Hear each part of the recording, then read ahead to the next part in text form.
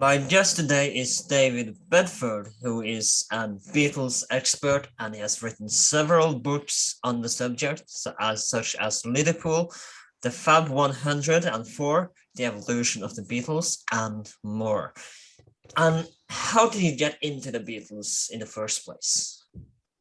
It also started as a child. The area I grew up in is the Dingle area of Liverpool, where Ringo Starr is from. So when I would walk out of my gate, I comes out at the very bottom of Madron Street, is where Ringo was born. And the school that he went to, St. Silas, is the school that I went to many years later. I started there in 1969 at St. Silas.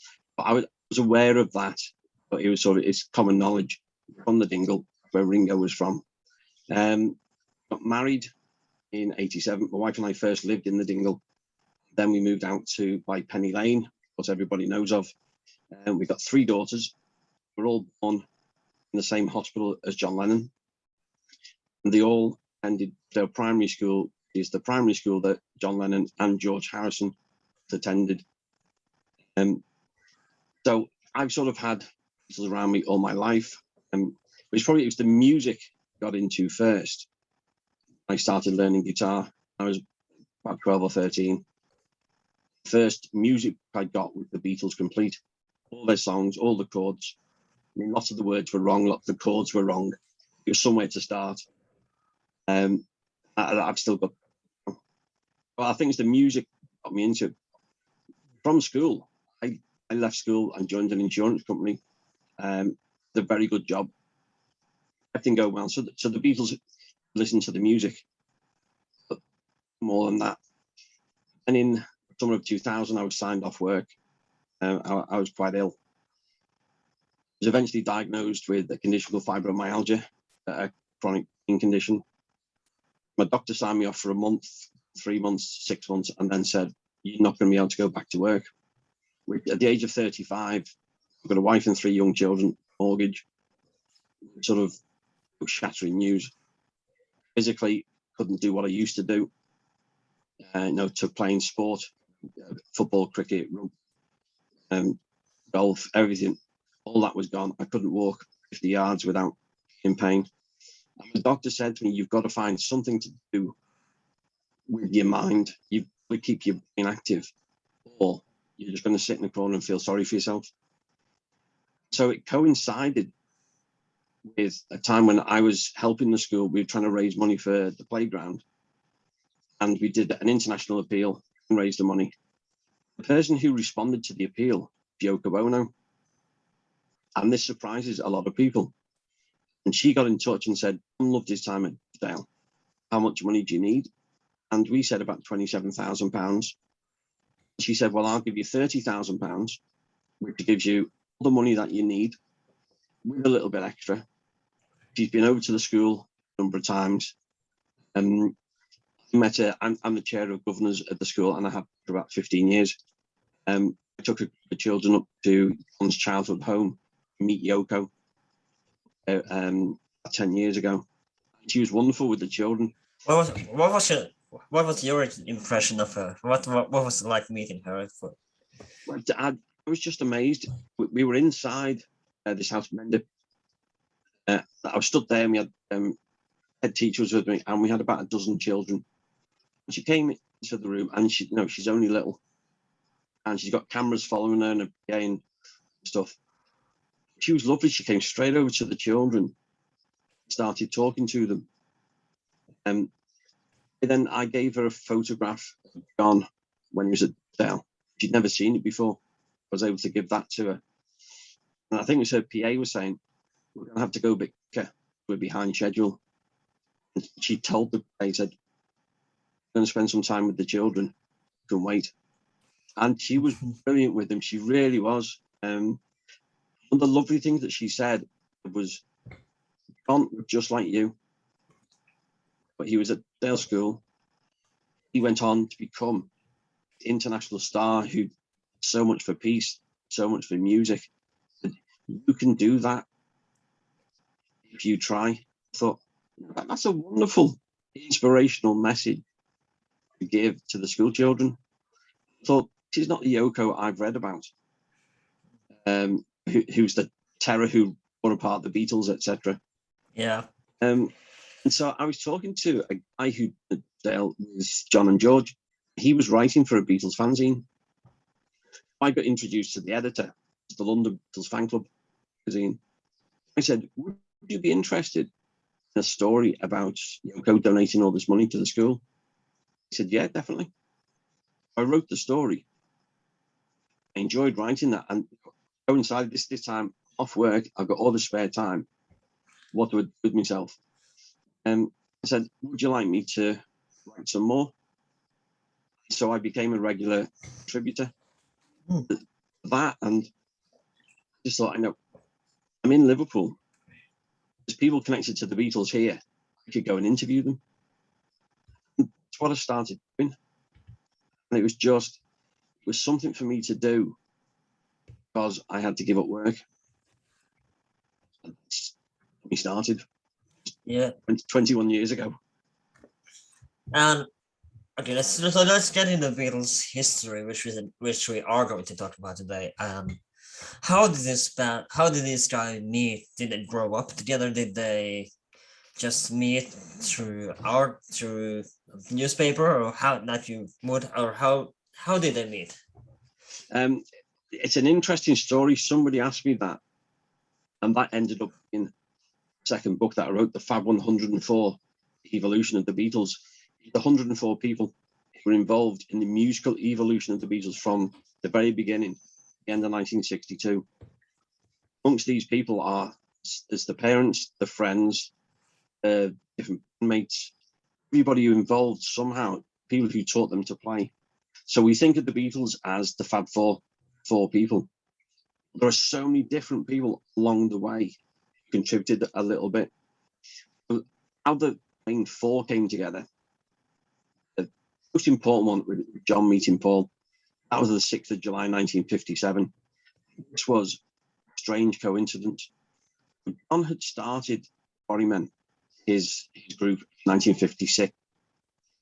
We were playing a local church fair. It was a summer fair, lovely summer's day. This is the strangest coincidence. John's good friend, neighbour with Ivan Vaughan, he had gone to Dovedale with John. John was always such a pain in the side, a distraction. The parents of the lads didn't like him. Used to refer to him as Lennon. Don't really want you playing with that Lennon.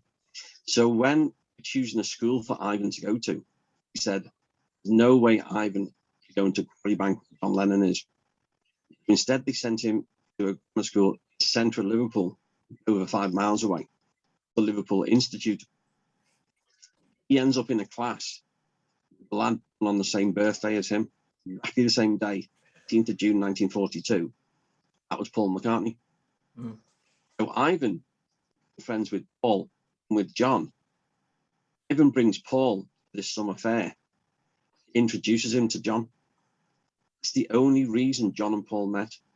If it hadn't been for Ivan, they wouldn't have got together. Were they working class people before they got together in the Beatles, or were they like upper middle class? Or I'm curious about that. Yeah. No, that's an interesting one, because John wrote Working Class Hero. He was least working class out of all of them. Ringo and George, pretty much working class. Paul, for most of his childhood, working class, till the last house move they made to 24th in Road, which was the house that he lived in then from the age of 13, which was into a lower middle class area. On from when he was born in lower middle class area. At the age of 5, he went to live with Aunt Mimi, a very middle class area. He did not have working class upbringing at all. So that's one of the genius things that Brian Epstein, so that when he's promoting them, these 4 lads from this tough, war-torn, dirty, grimy port city, dragged them out of the slums in their working class, hard work and labour and stuff. It wasn't like that. You know, Walton, where John was from, a lovely leafy suburb which could be anywhere in English countryside. So was definitely not working class. And how did they find out that all of them play? And hey, let's form a band. Well, again, so you got Ivan brings Paul to meet John. So John invites Paul to join the Quarrymen. John wants to do rock and roll. They haven't got a lead guitarist, and Paul's not good enough to do that. Mm. Paul's family and George's family lived on the same housing estate, on the same bus, went to the same school, Liverpool Institute. They become friends already and were learning guitar together. So when John and Paul decide they need a lead guitarist, Paul says, I've got this mate at school, George Harrison. It's really good. At that time, it's the end of 57. George was only 14, John was 17. But that's a big age gap for teenage lads. John wasn't keen on George hanging around because he was a kid and he looked like a kid. So on the Quarrymen's gigs, George put his guitar onto the bus afterwards. He played a well-known instrumental song here called Raunchy, which was a really good instrumental to play. And John thought, okay, but he's a really good guitarist. He can join the group. So at the end of 1957, Paul and George are together. It didn't just go straight forward from there. It had all these other mates who were in the Quarrymen sort of fall away. By the time you get to sort of spring of 1959, the other musician had gone. Only John, Paul and George. Nobody wanted to hire three guitars. George then went and joined another band. And Paul would get together and do a bit of songwriting. George is in this other group, Les Stewart Quartet. They're invited to open a new rock and roll club, the Casbah. His band should have opened it. There was an argument in the band with George having to make Ken Brown quit. Went to see one of the best who was opening the club. Said, well, the two lads don't want to play, but two of us will. He said, no, I need a bigger group. You can find some more musicians and you can open the group. George goes and gets John and Paul, reforms the Quarrymen to open the Casbah Club at the end of August 1959. And that's one of those places, when you come to Liverpool, you can visit. Not only did they play there, they helped to decorate it. So in there, you've got this huge ceiling, hand painted by John, he's still there. A ceiling painted by Paul. Paul's George helped with Stuart Sutcliffe, John Trent from Art College, some painting in there. Best did some painting, Cynthia, John's girlfriend, decorated this club inside. The original decoration is still there. Literally, you can put your hand up and touch ceilings they painted. So, Quarrymen are off and running again. By the time you're getting to 59 to 1960, every other little group has become a rock and roll group. They hadn't. So they had to do something about it. So recruit John's mate Stuart, who goes and buys a bass guitar. They still don't have a drummer. But they meet Alan Williams, who became their first manager in May 1960. He gets them a drummer, Tommy Moore. And for the first time, the 10th of May 1960, it's the first time they actually play as a rock and roll band. Now it's no secret that the Beatles is heavily influenced by the Beach Boys, who already was an established, well-known band in America, but very huge in UK as well during this time, or was it just kind of a coincidence that they found the Beach Boys and that they really were inspired by them? I think that was a lot later.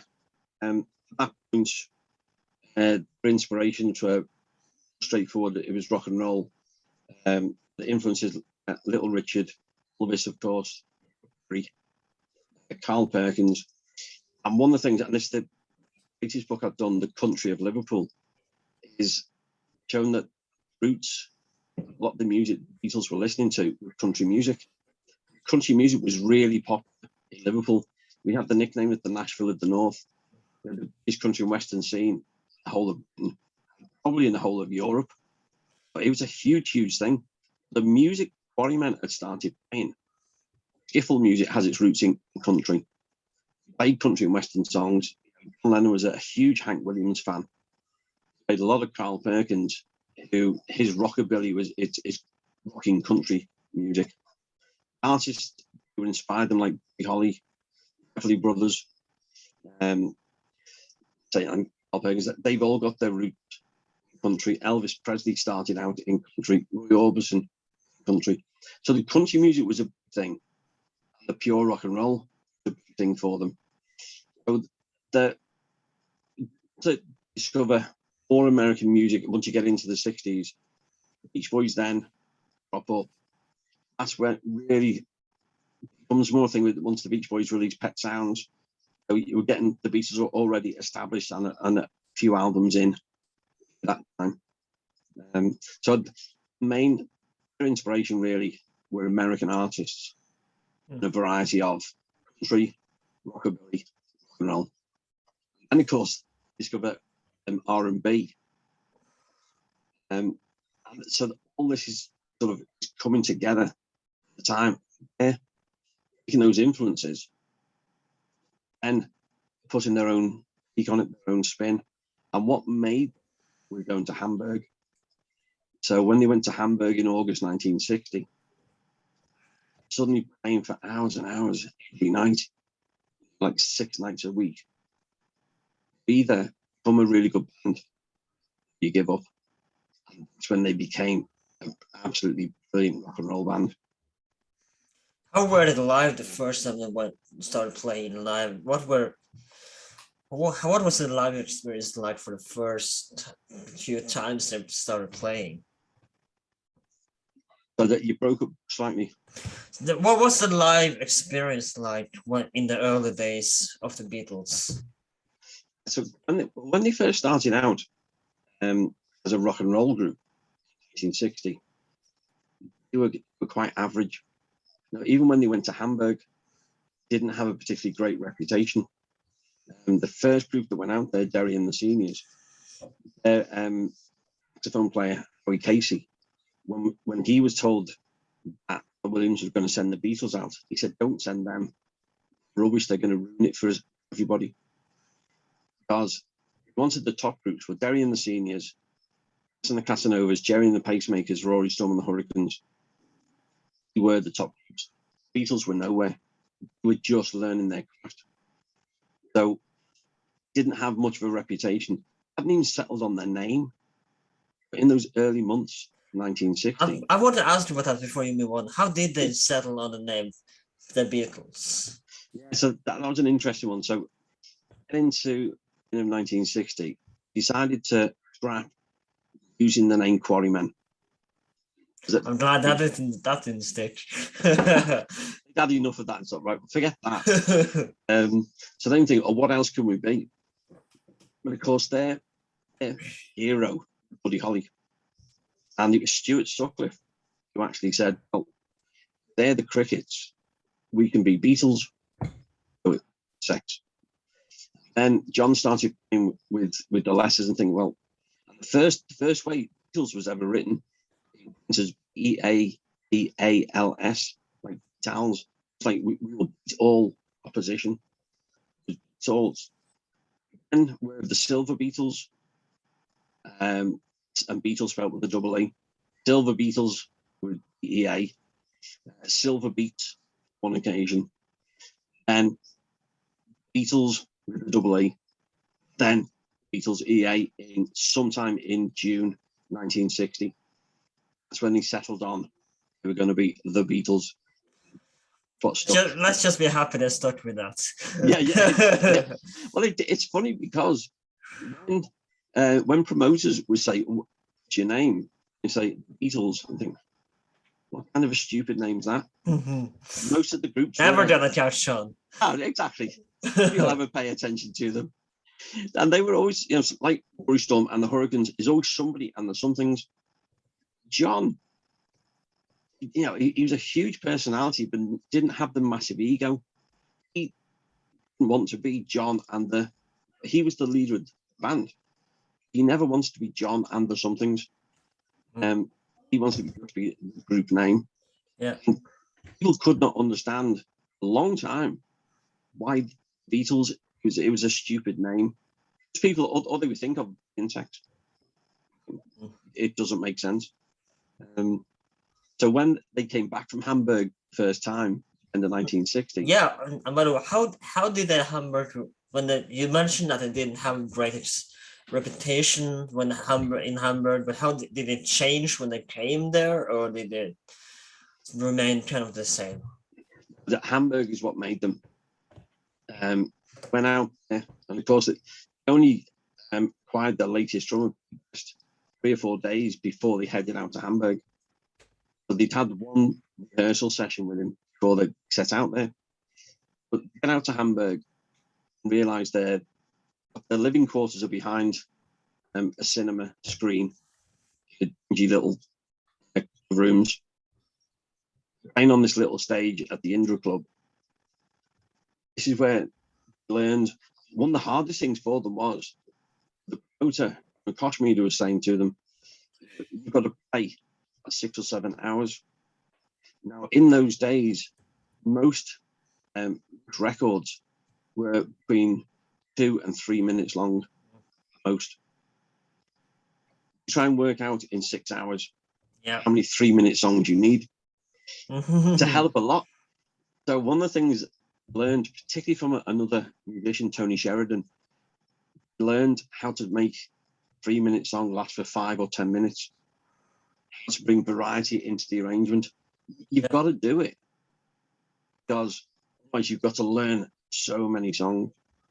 Did they play most of cover then, or did they have a lot of the songs that we know and love established already at this point? We're a covers band, because that's what audiences wanted to hear. You know, the club owners wanted them to be on stage playing records by American artists with the locals who they heard on the radio. And the idea of the Beatles and those other groups going to Hamburg was Hamburg clubs can afford to bring over American artists. But they got the nearest thing, which is British group singing American rock and roll songs. And that's what they wanted. So that's where suddenly, for 3 hours performing, you then got to rehearse during the day as well. And that's when you become together as really good band. And I've spoken to so many people who saw them before they went out when they were really, really average. When they came back at the end of 1960, 4 months later, nobody had seen a band like them. Just blew everybody else off the stage. It was hundreds of hours practicing and performing, made them into an absolutely brilliant band. Yeah. So nobody's seen anybody like them before. And is this how they land their first BBC job? And is that what makes them well known in the British music scene? And it took them a lot longer. So by the time you get to the beginning of 1961, becoming a band in Liverpool, go back to Hamburg for another 3 months, make a record out there with Johnny. That's what makes the difference. Because back then being on the BBC is what makes you, right? But that's what the big deal is. You're a big deal band when you get on the BBC, right? The thing back then, BBC probably wouldn't have rock and roll on there. You didn't really have too much music on there. It was light entertainment. So if you wanted to get onto radio where you'd hear music and rock and roll music, it was Radio Luxembourg. So this tiny place in Europe was beaming at rock and roll chart shows from there on shortwave to the UK. And that's how everybody was learning the songs. Radio Luxembourg, not the BBC.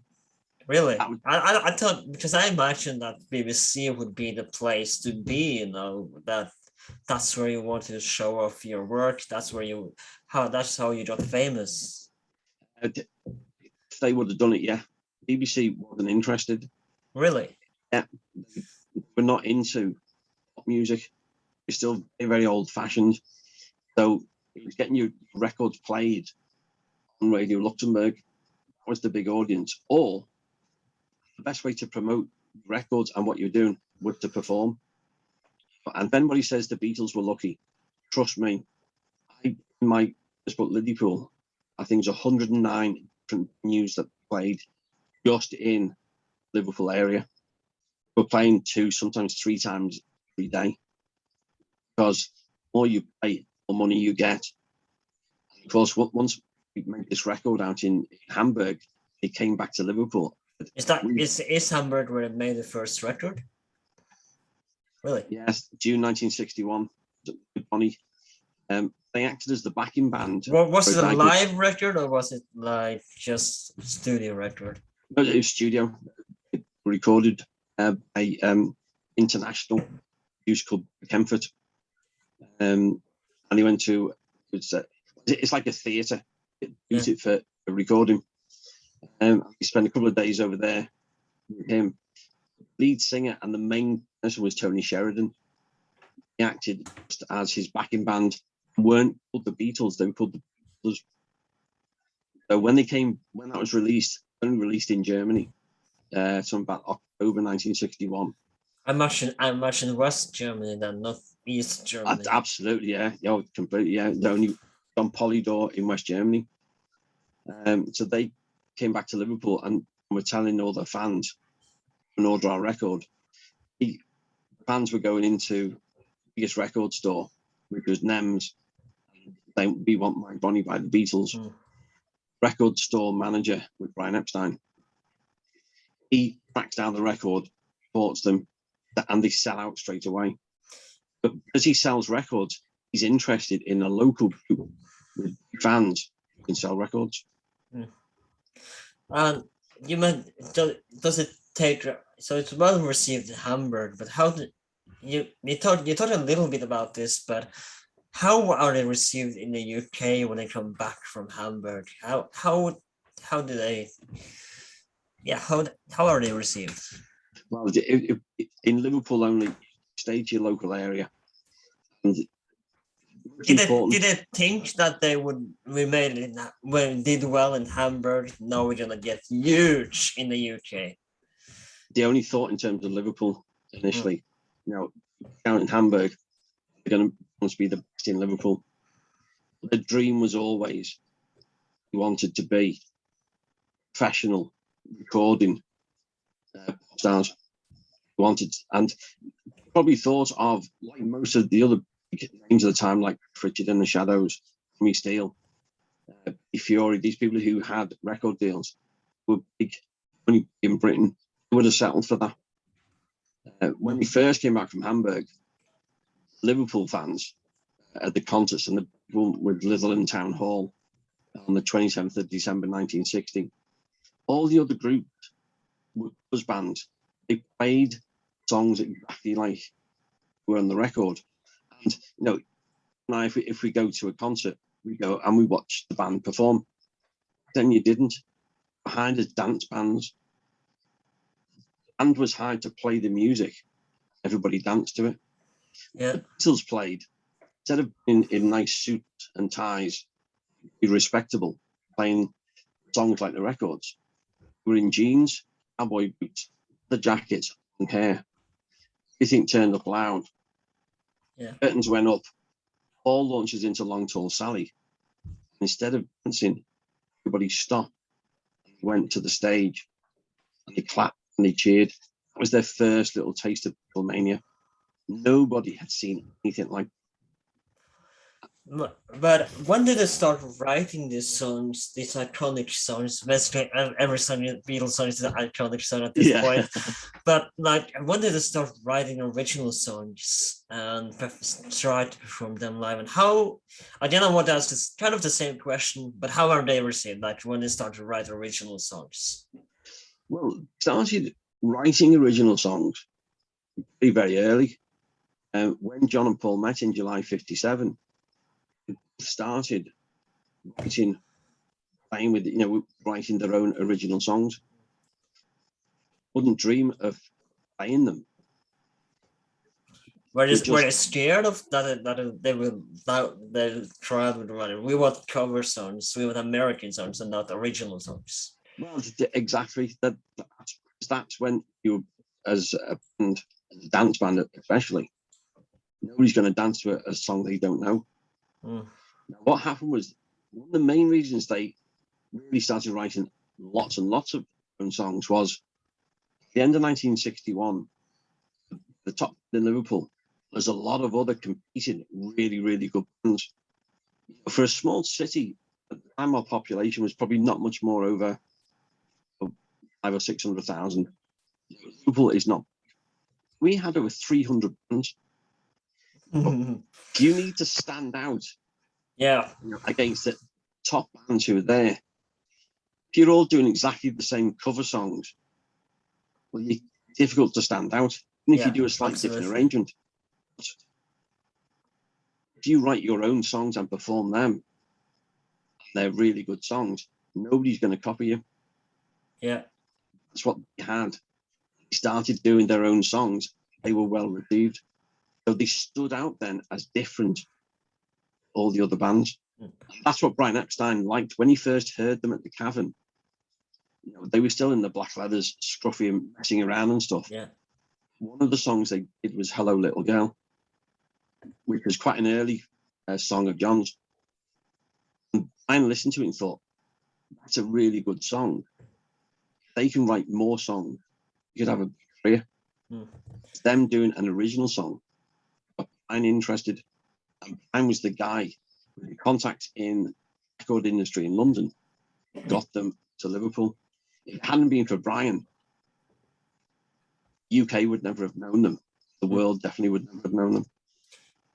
And something I want to ask about, because I don't remember the specific songs. I believe it's either Yesterday or Let It Be that Paul had a dream about the song, and it comes to John and says, I had this dream, but I feel like I heard a melody before. And he plays the melody, and Paul said, John, I'm sorry, says no, that's an entirely new song. I think you can take it, dude. Yeah, is that the true story? It is, yeah, it's Yesterday. He dreamt the melody. He just put some words down, which was scrambled eggs, how I love your legs, to put something in. He spent some weeks around lots of people and thinking, I can't have invented this. Must have. It's so easy when you're listening to so many songs and covering so many songs like they did, to get influenced. Yeah. He went to lots of people and said, this melody, I copied it wherever I copied it from. And eventually, everybody said to him, that is an original tune. Yeah. And so he then writes the proper lyrics to it and records it. And it's like, isn't it the most covered song ever? History, like 3,000 versions or something. Everybody's done it. If you're a musician, definitely playing Yesterday before. Yeah. It's the same with comedy for me. That I used to stand comedy before the pandemic, and it feels like when you got a new joke, you feel like this probably has been done somewhere before, and it's probably not an original joke, and you feel like it's probably been done 1,000 different variations of this joke before. That's nothing new. Yeah, well, it's like that with me. Writing my book. There's thousands of Beatles books out there. Yeah. What aspect of the story hasn't been done? Yeah. So that. And how many movies are there about the Beatles? Oh, absolutely. And I've contributed to that as well because I made a very successful documentary film. Yeah. I was the historian for one called Looking for Lennon, and which is a directed film by my friend Roger Appleton, produced by another friend, Gary Popper. It's been sold in, I think, 26 countries around the world. Wow. Nominated for a National Film Award. Congratulations. I'm so proud of it. I'm on screen and off screen as historian, and the most accurate and most definitive documentary film rather on formative years of John Lennon, from birth to childhood, adolescence, taking up to that point when he's about to become really famous. Yeah. I was always thinking, whatever project has it been done before? Yeah, exactly. Yeah. And so I It's always hard. tried, It's hard to come up with anything original these days. it is. I've been able to do it with the 4 books I've done. There's nothing else like. So Liverpool is the only on the Beatles and Liverpool. Fab 104, The Evolution of the Beatles, the only book that covers all of those different people with all these different interviews of how they became the Beatles. Finding the 4th Beatle, this is an interesting one for if you like your Beatles trivia, was how many Beatles drummers would you name between 1956 and 1970? I don't think I can name one. I've got 23. Wow. So again, nobody had done a book just on drummers. And then the most recent one, the country of Liverpool, Nashville of the North, nobody's gone into that kind of depth of importance of the country music scene in Liverpool and how much they influenced Beatles with the songs they wrote and the songs that they covered as well. Those influences are all the way through Yeah. Recording career and into the solo years as well, country music. So again, it's always something different. Has to be a different angle. And most of my stuff is the Liverpool story. Yeah.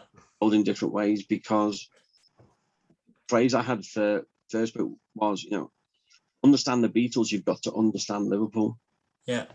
If you don't understand the city, you'll never get it. And really, if you're not from Liverpool, you can't really write about the Beatles and Liverpool.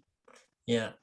And something I want to talk about, how did it get the record deal? Like, how did it become huge in the UK?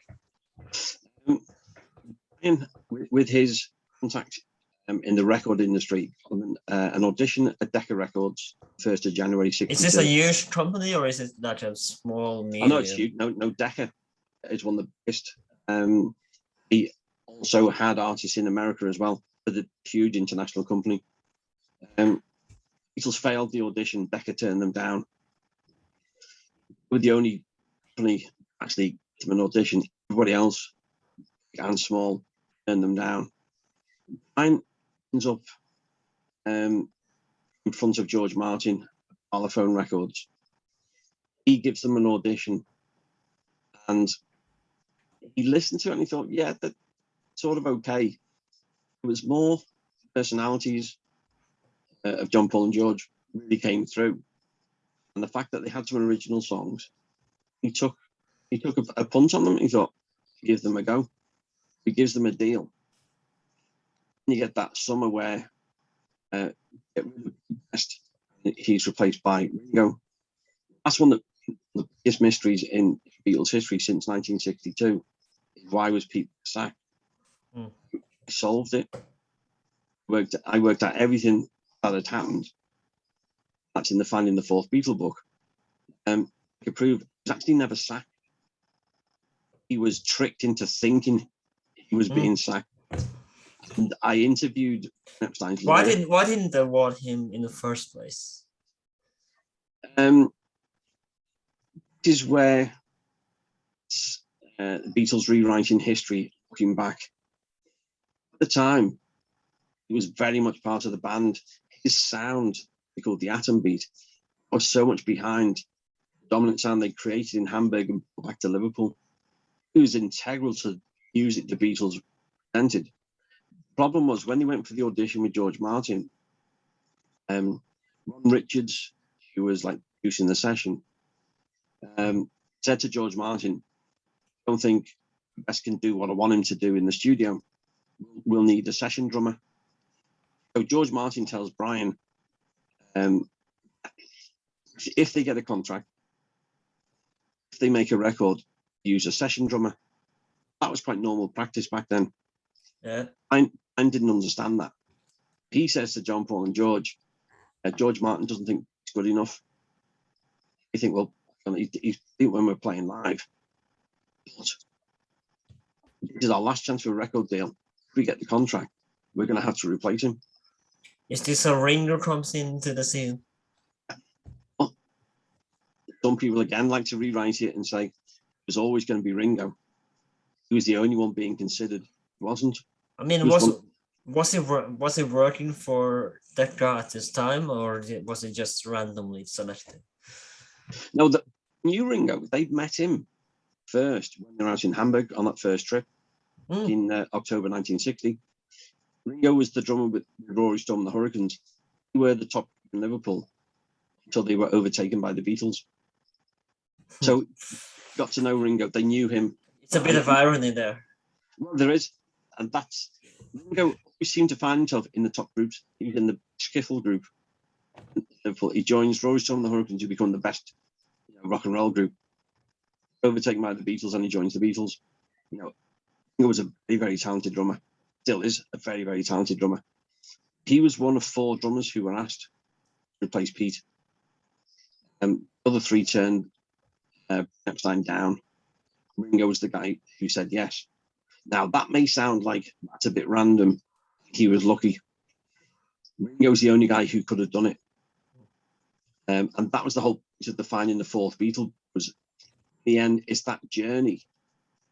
Finding Ringo becomes a final part of the jigsaw of Fab Four.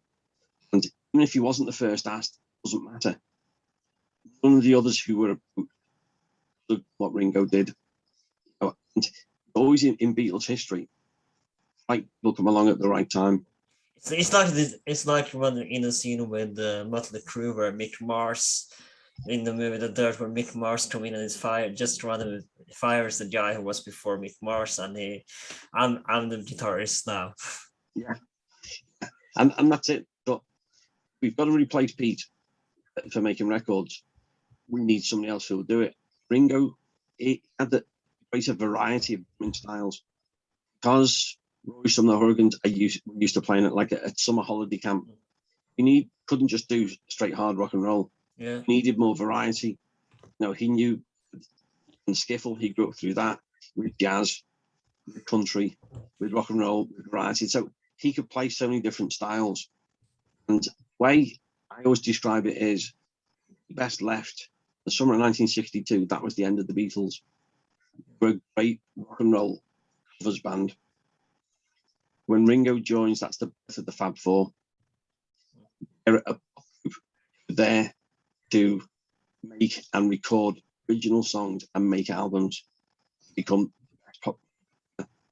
See them as 2 separate bands. There's an evolution there.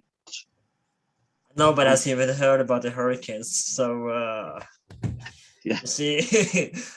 And the Hurricanes, with great Rory Stone was a front man. They were limited. The reason why the Beatles made it, and like Jerry and the Pacemakers, first 3 singles went to #1. A short career. Churches, DJ Kramer, the Foremost, all these Liverpool artists had their careers. It's because John and Paul and George were writing great original songs. That's why they lasted. Changed everything, because before we started recording their own songs and performing their own songs, what you did was, if you were a group or a singer, your producer would a song written by somebody else. They learned that, and that's what you recorded. He suddenly said, "We're a band. We're going to record our own songs." Yeah. So any artist now who is a singer-songwriter, is a band, their own stuff, thank Beatles for what they did in 1962, because they made everything possible, changed everything on the music landscape.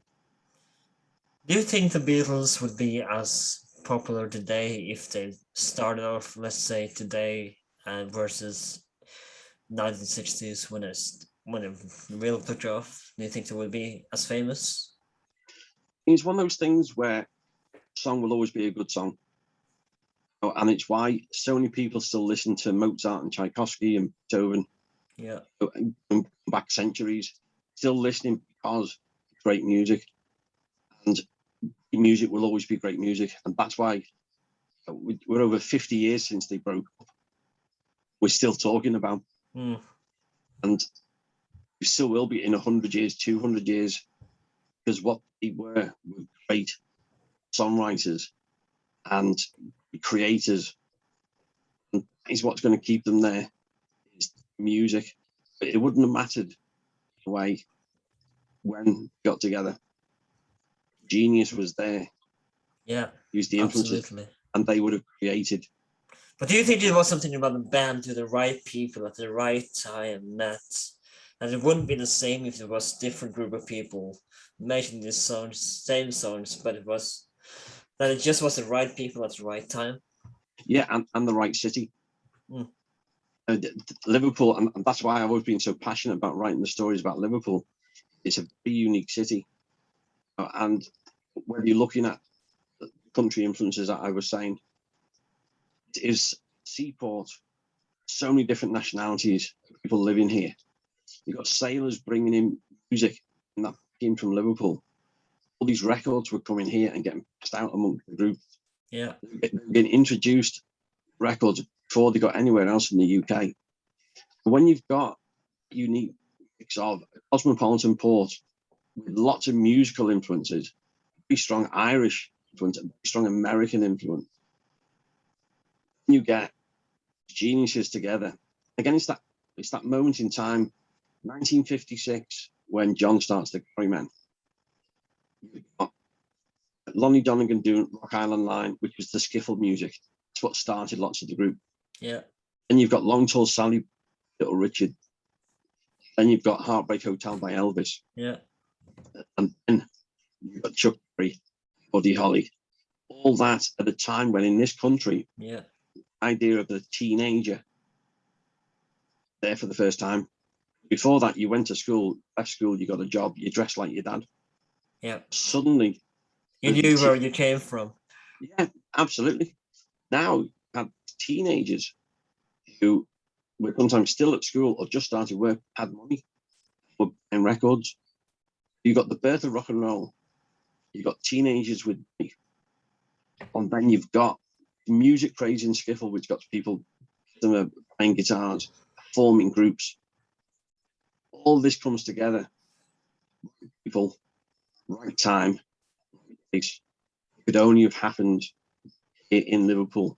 Yeah. Then. Now, at this point in time, there was not really any British bands who made it across the ocean in America, but what made Beatles one of the first bands that made it big in America, and how did it do it? The question that I've asked a lot of my American friends. And again, why didn't any British bands make it before the Beatles, so to speak?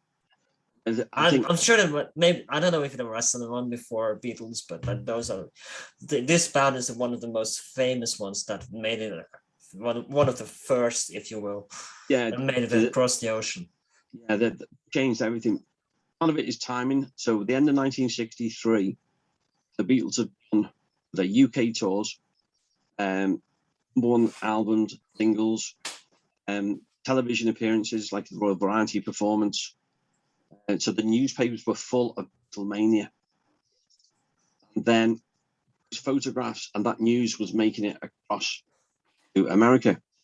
And one of the film projects I'm working on at the moment is or a photographer back in the time called Terry Spencer, and he followed Beatles around at the end of 1963, beginning of 64.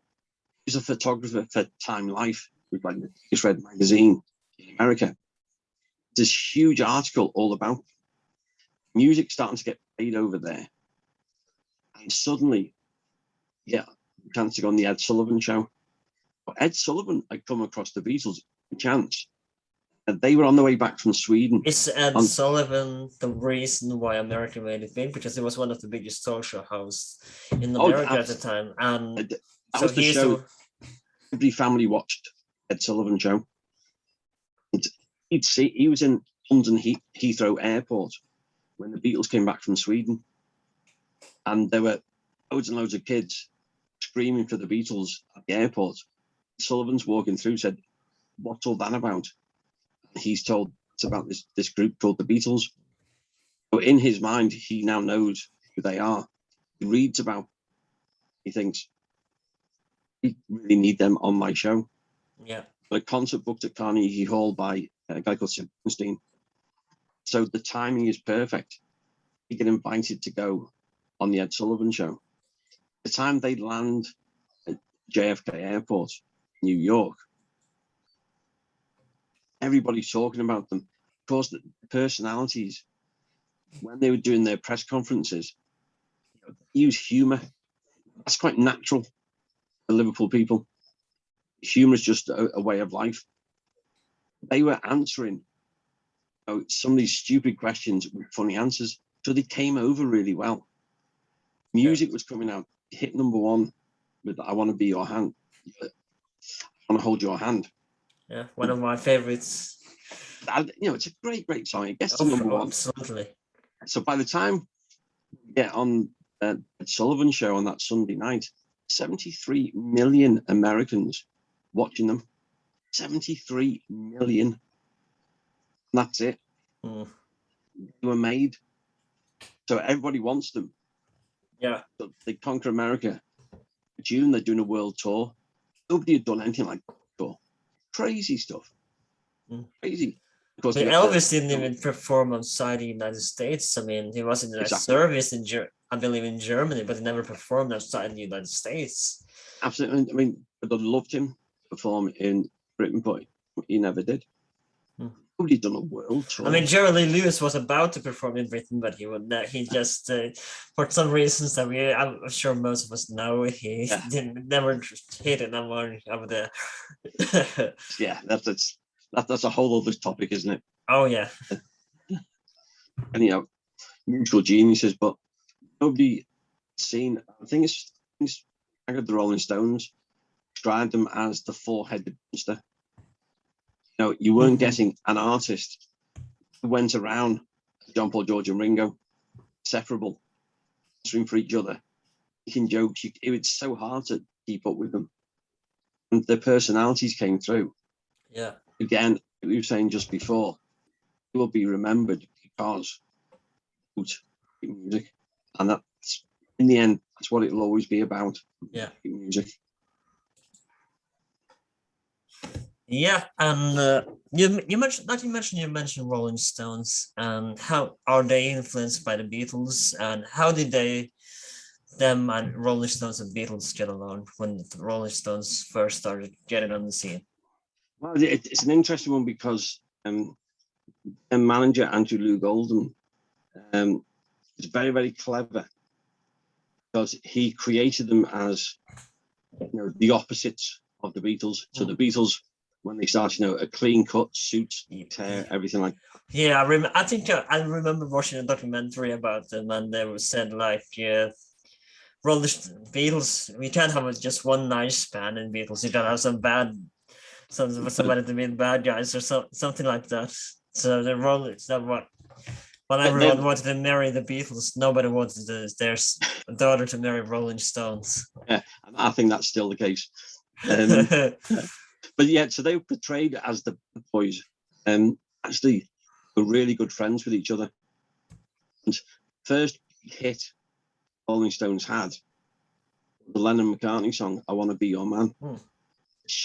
And one of those songs they gave to Ringo, the album, sing.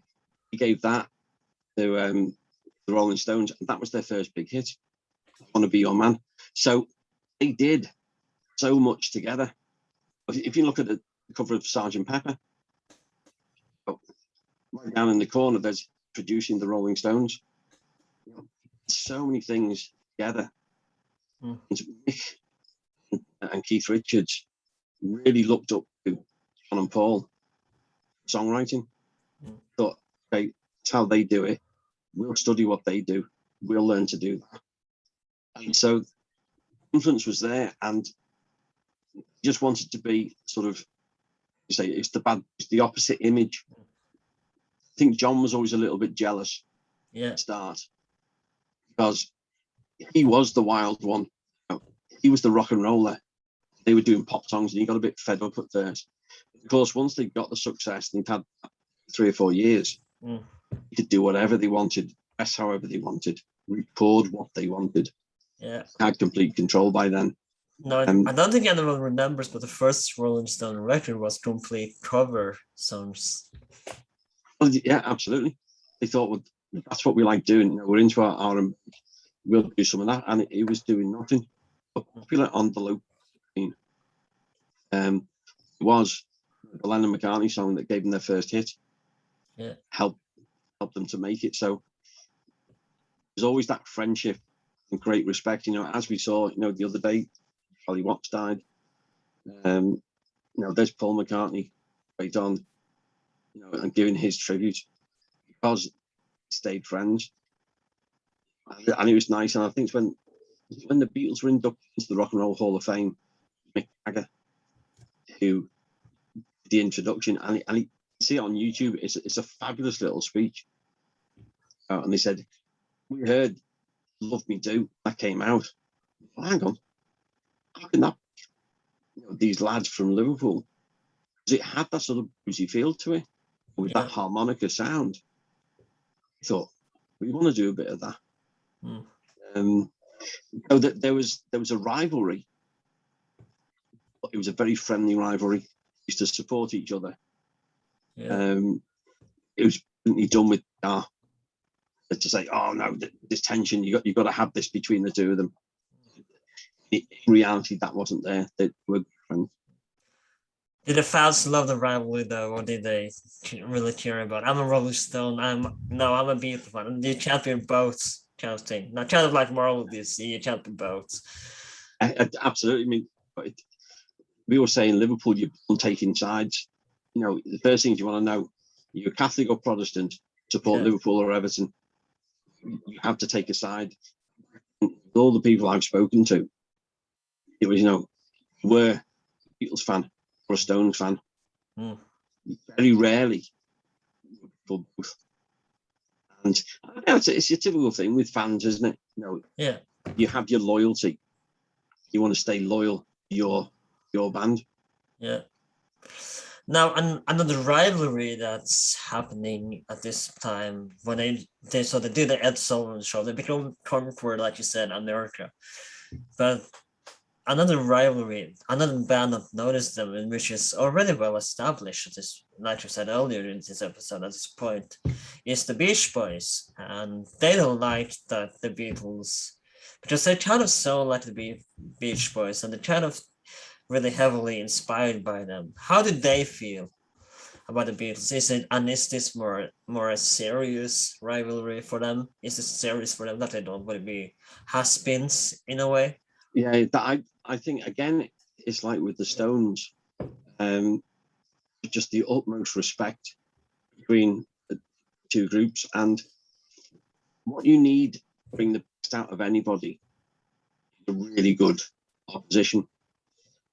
And then McCartney Tom was the lazier one of the two.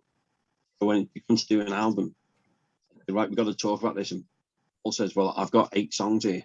And thinks, oh hell, I better go and write some songs.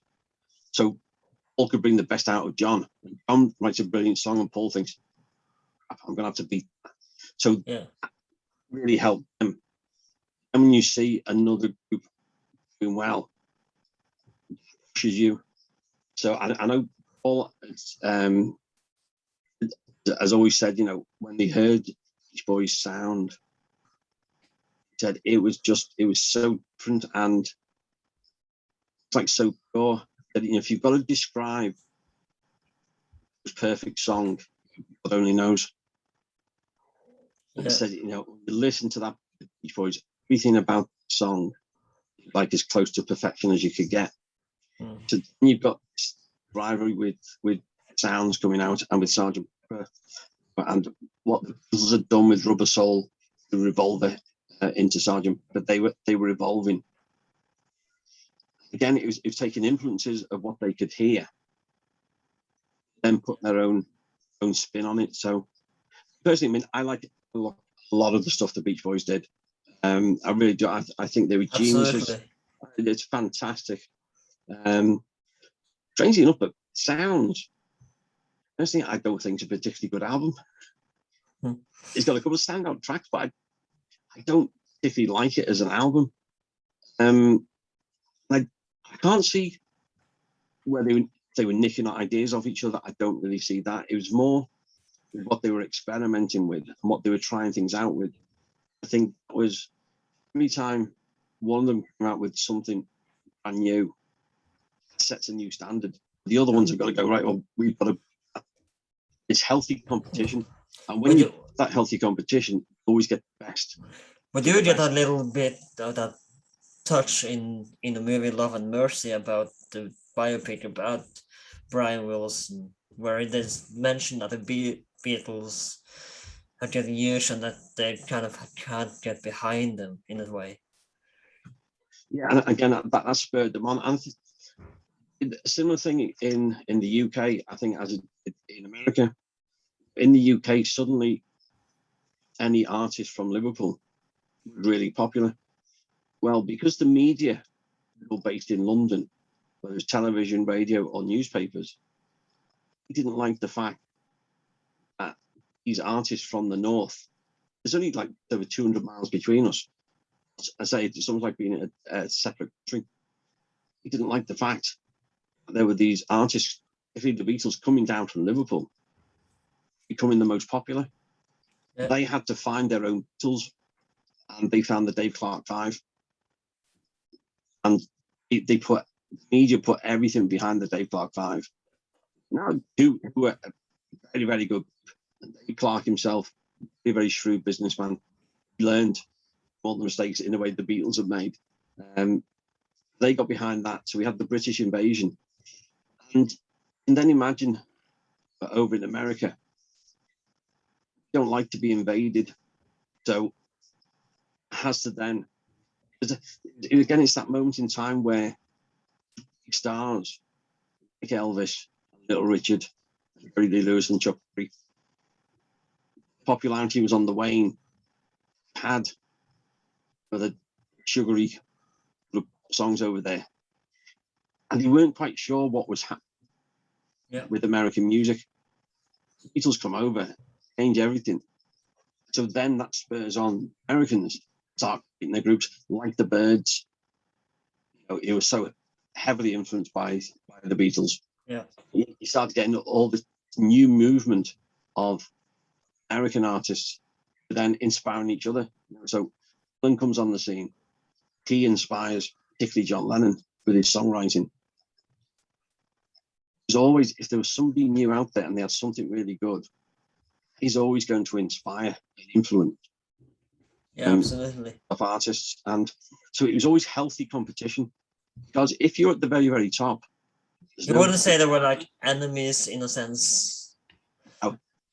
They very healthy respect each other. You need that to make you become better. Yeah.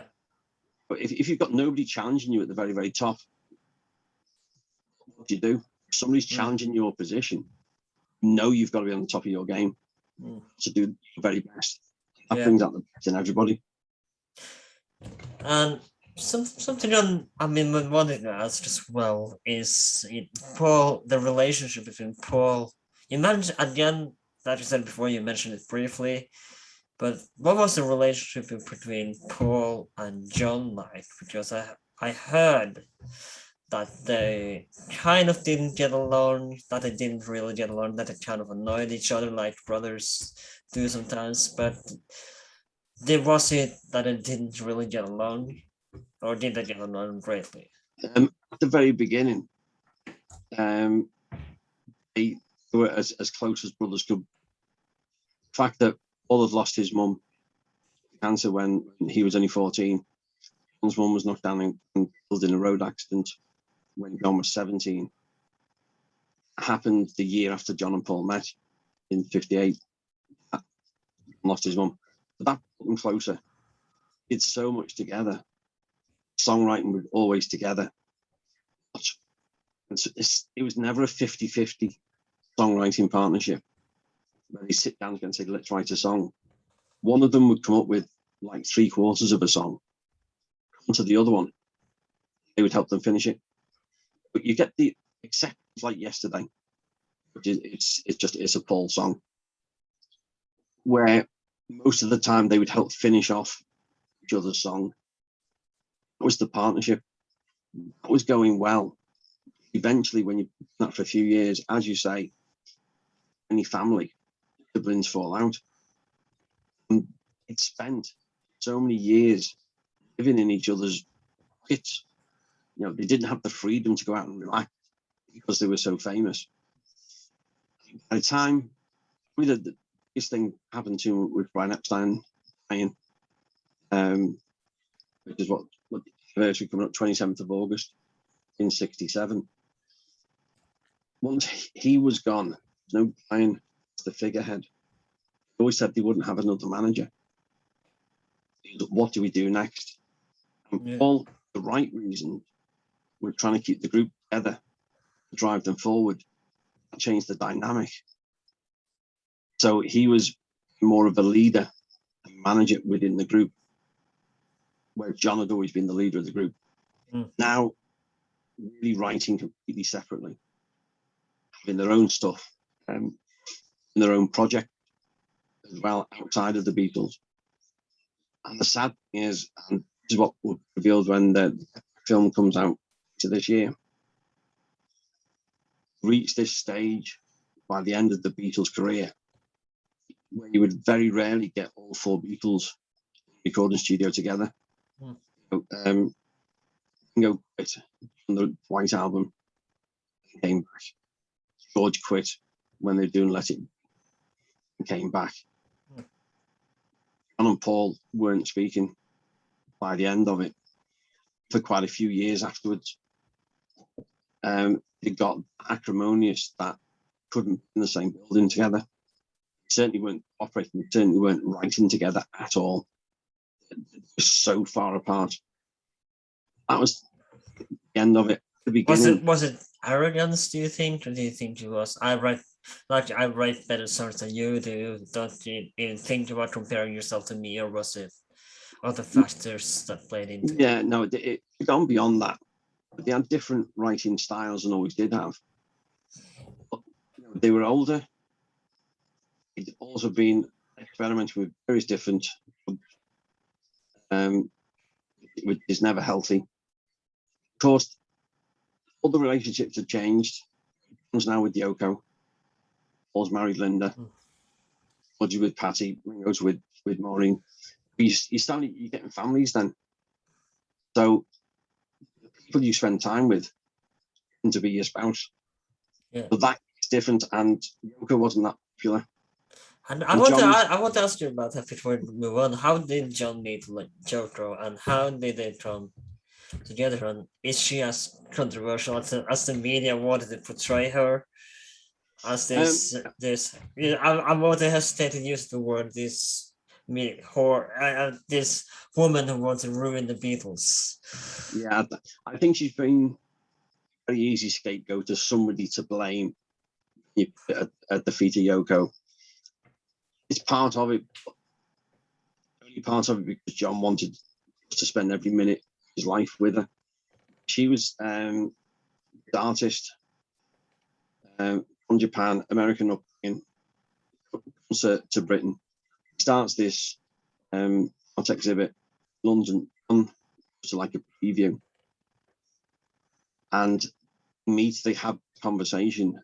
And one of the strange things, but I think John and Yoko only ever found another person in their life who understood them. And they understood each other. They created their little world. Nobody else ever understood. They had something. I'm just finishing off a book with a photographer called Zig. And all the first photos of John and Yoko together, the last ones before they headed for America. And taking these amazing photographs, John was there with his arms around Yoko. And you look at that, like, we're in love, absolutely besotted with each other. There's no doubt he saw them, with them, enough time to know.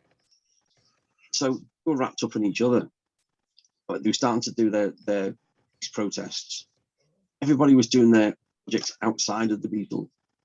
They were drifting apart, and got to the stage where was it naturally drifting apart? Like, was it inevitable? Do you think that they would drift apart with or without Yoko? Yeah, because think in the end, because John became so obsessed, and I think he had an obsessive personality, he was so obsessed with her, he couldn't be out of his sight.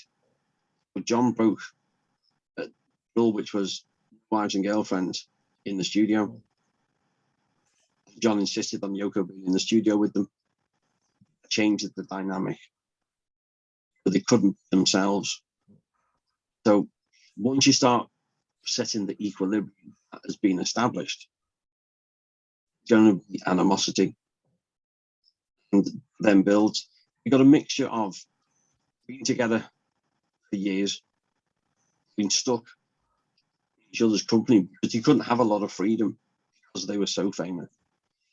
Yeah. Then lose Brian Epstein, then using various different drugs, which doesn't help. You got all that pressure, and then mature to the stage where they're all getting married, starting families. At some point, that had to give. There's only so much pressure you can take, and that's often do. Siblings fall out. For years, didn't speak. They were insulting each other in songs. Then got back together, and it was like we're at the beginning, and we're really good friends. They were like brothers, had a falling out, made up, and they were good friends again. Yeah. And of course, a few years later, the tragedy of John Lennon happened when Mark. Sorry, I had to look him up. When Mark looked up the shooter's name, Mark David Chapman came and shot John Lennon as he walked outside his door. Yeah. What was the reaction to the rest of the Beatles like at this when they heard the news? How soon did they hear it? I mean, I can remember it very clearly. I was 15, and getting ready to go to school. My alarm clock comes on. I normally get a jingle, you hear some music and some news and stuff. And I still remember now, just heard a click. The announcer saying, John Lennon is dead. And I thought, what? And I woke up to that. And I was stunned. And they had this weird thing, 15. I was sort of thinking, well, at least he was 40. That 15, 40 is really old. Yeah. I remember when I got to 40 quite a few years ago, my kids were still little. 40 is no age at all. That's how you think when you're 15. The others were stunned, and always had a lot of criticism. He's just found out the news, completely shocked, and microphone shoved in his face. And he said something like, it's a drag. And people, I don't know what they were expecting him to come out with this great long speech. This guy who'd been part of his life, since he was 15, 16 years old, being murdered unexpectedly. And we're all just completely shocked and stunned. I remember he said in an interview that Trace that if it wasn't John, it would have been someone else that it would have killed. Got very paranoid, particularly George, being worried about going out. Where they going? I mean, not necessarily not the Beatles, but someone else that was famous.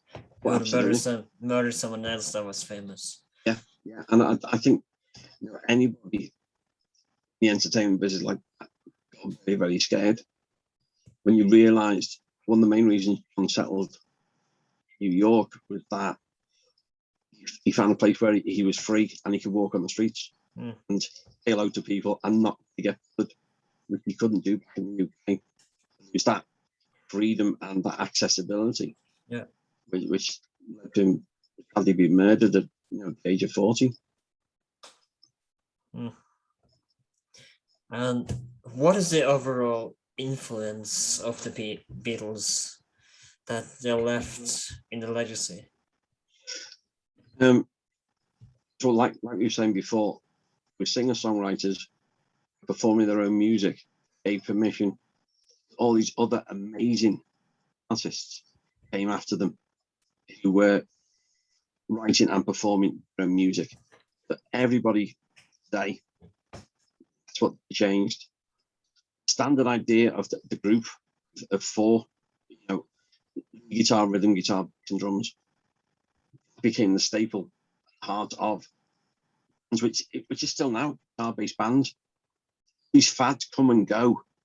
Whether it's punk, then we went to all the synth, the size of music, all these different fads. You've always had guitar-based group. Of course, you have to mention that Oasis is completely inspiration by the Beatles. Oh, were they? It's a big surprise. I didn't know. Absolute complete shock there. But yeah, so there's artists still being inspired by them. You talk to any of these artists on the planet. You talk to Springsteen. You talk to U2. All these bands and artists are still inspired. What the Beatles did. Yeah. In the end, Beatles' recording career lasted 7 years. That's not long. It's not long for a band. That's it. In that time, changed music, it changed fashion. First time they changed the haircuts. Pretty much. But the first time ever that stars were asked about international politics. They've been questioned about the Vietnam War. Yeah. Involved in civil rights, refused to play in America to segregated audiences. That's a big step. You got John getting involved in the peace movement, George doing his concert for Bangladesh. You think of Live Aid in 1985, but George was doing that in the early 70s with his concert for Bangladesh. So all got involved. Paul's one of the most well-known vegetarians out there. He's still touring. Ringo's still touring. And they're amazing. Honestly, I kind of feel like Paul is one of the most overrated. I'm not sure how I feel about him, to be honest. I feel like he's kind of overrated in a sense. I mean, he wrote some good stuff for Beatles, but I feel like he's personally overrated. It depends what music you like. But he's had some absolutely brilliant albums. Some of the early ones with Wings, some Mars Band on the Run, stuff like Flaming Pie. Absolutely outstanding album, really good. Some of his more recent Although stuff, I did kind of enjoy the trip on the memory lane on what's his name again? The British torture host Jordan. Oh, James Corden. Yeah, when I did that thing with Jordan, and I did enjoy that though. That was really good. It was really good. No, and Paul has written and performed some amazing songs. He's still an incredible concert on stage for 3 hours non-stop. I mean, that's phenomenal. Yeah, absolutely. He's 79. It's brilliant. It depends what kind of music you like. They're still around. They're still a big influence. Liverpool, personally, they brought tourism to our city, which is worth getting on for £100 million a year, linked to over 2,000 jobs. So it's given us regeneration of our city, the city that was dying. At the time the Beatles were taking off, Liverpool as a city was dying. 1970s in Liverpool was a very, very depressing place to be. Thousands of people were out of work because ports were closing down, didn't need the dock. Manufacturing was closing down. So it was not a great place to be. And tourism is so valuable. And so we're still getting hundreds of thousands of Beatles fans. Normal times, obviously, after the pandemic, hundreds of thousands of people coming every year just to come and see where the Beatles were. What do you think about the movie Yesterday? If you've seen it at all? I've watched that a couple of times. I think it's a really, really good film. Enjoyed it. It's good fun. A nice comedy in it. Again, as a Beatles fan, got a younger audience introduced Beatles music. Yeah. Then if you look at the download chart, some of the most downloaded songs are Beatles songs. Yesterday was able to do that and sort of bring all the Beatles songs to a new generation. Yeah. Made them realise how great the music was. Yeah, I actually like it. Yeah, I think it's a really good film. It's very clever. Hmm. Do you have a Uh, favorite song? Or can you even have a favorite song of the Beatles? oh, that's one of those ones I get asked so many times. I think if I'm ever going to down to one, it would probably be In My I'm gonna say Life. In My Life. It's just a brilliant song. I'd gotta say I Saw Her Standing There is high up there. I absolutely love that song, and that is a great shows their root. Yeah. It's an early song they'd written. It's just straight rock and roll, fabulous. It's but it's one of those things, what's your favorite album? It depends what I'm into at the time. Yes, yeah, I know what you mean. Do you It's have a hard. Do you have a least favorite song though? Least favorite song. Mm. It's a song I refer to as Skip, which is Revolution 9, because when it comes on the CD, Revolution 9 was an experimental album, wasn't it? not all experiments are good. No. But as a song, the White Album, a weird album. It's a double album with just about every genre of music you can imagine is on there. It's a mad hotspot of stuff. So it's not favorite album, but yet when you go to it, so many brilliant songs on there. Yeah. A few. Honestly, to me, Yellow Submarine is one of my least favorites. Well, see, it depends who you're listening to, because my 4-year-old grandson, that's on his playlist. He loves singing Yellow Submarine. He's 4, and he absolutely loves it. He knows on in the car and we sing along together to it. But it depends, it's that genius I was saying before. Yeah, to write music which is so easy to learn. Yeah. Very difficult to write. Yeah. They've built at any age. At a party here, like I say, I saw her standing there, goes on.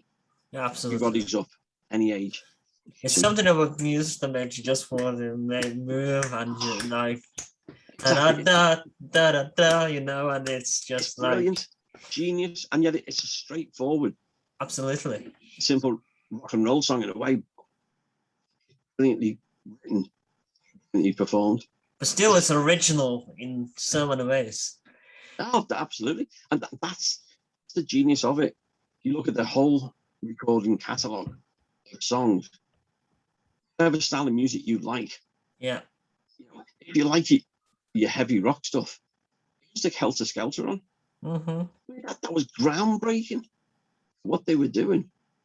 Whatever music you like, folk, country, it's all in there. Right. Covered everything. It's geniuses, absolute genius. Thank you so much for coming. It's a pleasure to have you on. And I've really enjoyed it. Yeah, me too. And do you have anything you wish to promote? Anything new social media where people might find you? Sure, yeah. Anything you want me to put in the description at all? Yeah, absolutely. Easiest thing to do is to find me is at my website, which is lidypool.com. So LIDYPOOL.com, lidypool.com. And from there, you can see biography about the books I've written. And there's a podcast that I do, my own podcast called Liddy Pod, which is really about the Beatles and Liverpool. So yeah, you can find me on there. I'm over Facebook, it's Instagram, YouTube, all the links on lidypool.com. Yeah. Thank you so much for coming on. My name is Anand. This has been Well That Aged Well. Join us next week when we go back to ancient Rome and talk about what it's like to be a gladiator. Was it really like the movie, or was it much different than we like to think it was? My name is Alan. This has been Well That Aged Well. You can find us on social media on the Instagram, Well That Aged Well, YouTube, Spotify, Apple Podcasts, wherever you can find podcasts. This has been Well That Aged Well. Please like, share, and subscribe to this channel, and I'll see you next time.